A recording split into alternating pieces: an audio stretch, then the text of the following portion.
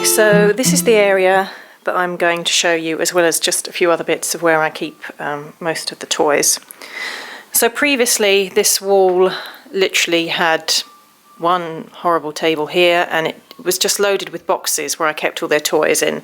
Nothing was in order, it was just all over the place. There was no difference between sort of stuff that was educational and stuff that was purely toys. So I went and I bought this from Argos.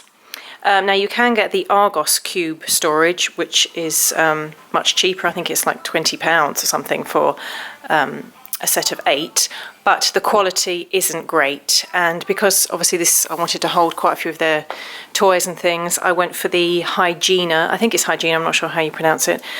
And they've got, you can either buy 4, 6, 8, I think you can even buy 16. And this is a lot more solid. It was very simple to put it together. I put it together all myself, apart from these drawers, which you had to buy separately. And they're not great, I have to admit. I mean, you're not supposed to put loads of stuff in there, for starters, but they keep falling apart. So, yeah, maybe I would advise against the drawers. By the way, ignore the background noise. The boys are playing some alphabet thing. Okay, so yeah, here obviously I've got a few little bits and pieces. I use these boxes a lot, these plastic boxes. This box, for example, has all their cars in. They're really useful. You can get them from Ryman's, WH Smith, wherever. So, as I said in my introduction, this was inspired by the Montessori method. However, Montessori is a bit more, well, a lot more minimalist. You know, you just have the odd toy out and things like that. So I'm definitely not minimalist. Everything is out. I like things to be colourful, and I like to see things. I'm not really a person that would just have like one chair out and one table. So anyway, that's that. So let's go through what's on the top. So I bought this little box from a charity shop, and in here I keep our flashcards and our big alphabet letters. This is an alphabet board I printed from somewhere online. What does that say? Worksheetfun.com, and I just laminated them. And sometimes we get that out. We get the plastic letters, and we play with that. I'll leave as many links as possible down below to all the bits and pieces here, but most of it, you know, you can literally just find on Amazon or a Google search. So I've got different flashcards in there. And then before we go on to this, let me take over to this one. This I bought from Amazon, actually. This was really handy. So it's like a folder, but it's got different sections. And in here I've put all their colouring books and their sticker books, because everything was just getting totally mixed up. So I've put all colouring, all sticker books in here. So if they want a colouring book or something, we just go for that. To go with that, I bought myself this. This I'm in love with. I was looking for a pen holder for absolutely ages, and there were quite a few out there, but they were quite expensive, you know, talking £30 and over. So I finally found this one from House of Bath. I can't remember how much this one was, but I had a discount, and this literally fits in most of their pens. So you could literally pop that into the middle of the table and they can do some drawing. Right, let's start over here. This is where it does get quite Montessori-fied. I was inspired by watching lots of Montessori videos and things. So they use a lot of wooden, natural toys in the Montessori method. Everything is about non-toxic, non-plastic, and so on. So I got rid of a lot of our plastic rubbish, and I invested in some wooden toys. This obviously is not a toy, it's more about imaginative play. So this is just a mug tree that I had anyway. And then these are those grappat, I think that's how you pronounce it, grappat rings. And then you get these grappat nins as well.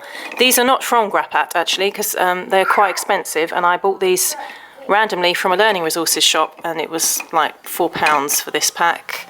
And these I bought, I think, from AliExpress. Now the idea is I need to paint these really, or get the children to paint them with me and paint them different colours, and then you can match them, you know, into their little barrels or pop these over them. It's all using your imagination, but they're quite nice actually, and the children like to just pop them on there. And what I've done here is I put a load of ribbons that I had spare, and my younger son likes to literally put them over the tree. Anyway, I mean, you don't have to get all this. It's just different materials for them to play with and to use their imagination, I guess. Then I've got this letter felt board. Obviously the kids don't really use this at the moment, but I like to put fun titles on. That I think was £6 from Wilko. Chalkboard in the back. By the way, these boxes I got from Amazon, but if you buy Melissa and Doug toys and you take the toys or games out of the Melissa and Doug trays, you could use those because they've always got compartmentalised trays, which are quite useful. So I've just popped a few bits and bobs in there. This box is again from Wilko. I think it was £2. I've popped some shells in there for when they do some sensory play. We've got a robot up here. Things seem to just end up here for no reason at all. So anyway, that's the top. Obviously if you get one of these you can decorate the top however you like. I did have some more bits on here, but it was just getting a little bit messy. So to the drawers. In the drawers I've just got quite a lot of stuff. Probably why it's breaking. I've got some chalk, Velcro bits, coloured paper. I do have an ottoman actually that's got most of their arts and crafts in, so I don't keep all the arts bits here. That's in another box, but I guess I can show you that another time. And again down here we've got a few little other bits, some stencils and things. Now I chose to have three empty shelves, and then the others I bought these 4 boxes to go in. This shelf here I've put all their more like educational books. Upstairs I have something similar to this actually, and I've got all of their stories and things that we read before bed, but I wanted to keep things separate. So here I've got like the wipe clean you know, activity books and things like that, so they're all in one area. They've also got a couple of, you know, my eldest loves his superheroes, so some bits like that. And then here, which I'm going to show you in a completely separate video actually, I've made a learning resources folder. This was inspired by a fabulous lady called JDA. I'll leave the links to her channel down below as well, but I've done a couple of videos of these in depth, so I'll be posting those very soon. And this one is my older son's interactive learning folder, but more on that later. And that's just something they like to get out now and again. He'll say, can I go and get my special book? And it's just got some activities in it. So these 2 shelves I try to rotate. Now what is the rotation? It's simply when you take off these toys and put some new stuff there. Most people rotate every week. They rotate the toys every week. So say on a Sunday, I'll take these off, put them away, and then I'll get something from somewhere else and pop that on there. And the idea is as well that if you go more into depth into the whole Montessori method, there's this thing called schemas, which I don't really know anything about, but it's where you observe your child and see what they're into at that time. So for example, my 2-year-old is really enjoying battering things to death at the moment. So he's got this. This was from TK Maxx, I think. And you literally bash in the colours. So I've popped that on there. So you change up the toys according to what schema your child is in. But I really don't think too much about this at all. You know, I just pop on there what I think they're going to be into that week, and if they are really enjoying what's on the shelves, then I don't bother changing it around at all. It's just all part of the kind of educational method of playing and things, and you can do whatever you like with these shelves.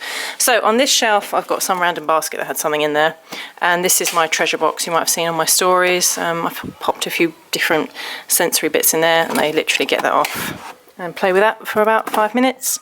So we've got this, we've got these 2 rainbows. Now this one is the original Grimm's rainbow.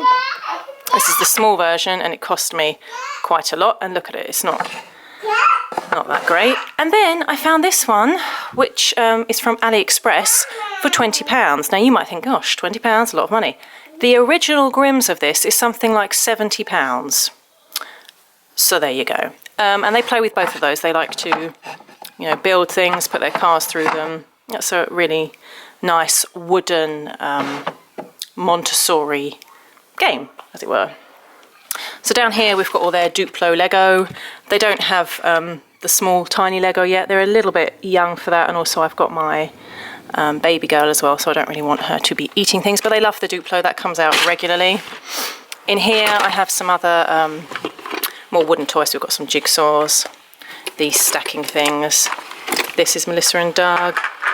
This bumblebee thing, some other stacking bits, and I will probably keep in here all the wooden stuff, and that rotates with that shelf or that shelf, and I keep all the bits in there.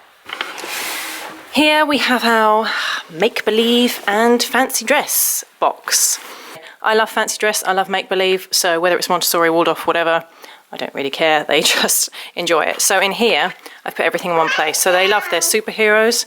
I got these capes from AliExpress, we've got a fireman outfit, we've got doctor set, and I literally just shoved everything in here. So they play with this every single day, they get out something. And then again, I've seen a lot of Montessori-inspired educators who use silk scarves. They've got all different silk scarves for their kids to play with, but they can be very expensive. I just ordered these from Amazon. They're just your average scarf. I had some anyway, but they like to, you know, you can create the sea with that or something, and very simple bits and pieces. You can use whatever you like to expand your children's imagination.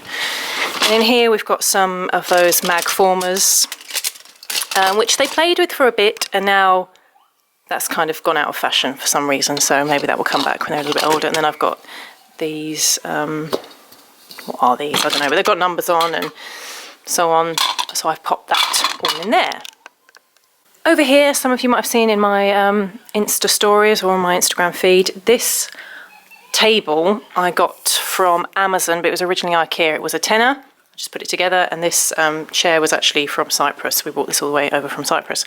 So I made this table into their maths and English table, or numbers and alphabet table, and I've put most of the resources that are for our numbers and spellings on this table, just because I didn't have anywhere else to fit it.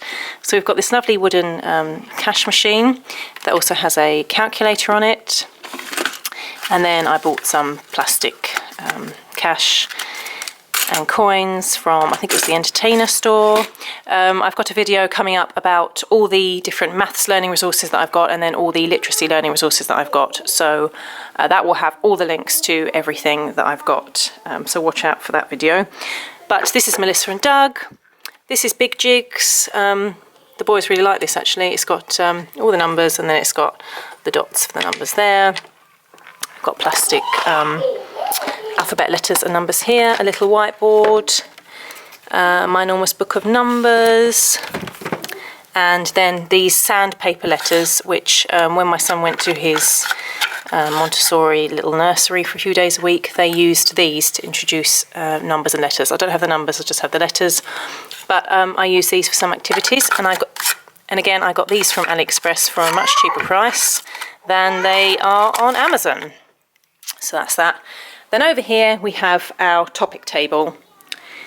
The idea behind this was that I have this table here that I really don't like, but I can't do anything with it and I can't move it anywhere, and it's circular, so it was kind of odd. Didn't really know what to do with it, and then I thought, well, why not put some materials and books and things each fortnight, not every week because I just don't have time, but each fortnight to do with a certain theme that the children could look at, take an interest in, and we could do some activities relating to it. So the topics I've done have been like the ocean, the weather, things like that, and at the moment we're doing space. So again, this was on my Insta stories. We've got a little rocket here. I shall leave all the links down below, some space books, some activities, the solar system activity book. These were all free. I printed them off, laminated them, put them together, and that was that. And the children have really enjoyed this one actually, so I'm not really sure what I'm going to do next.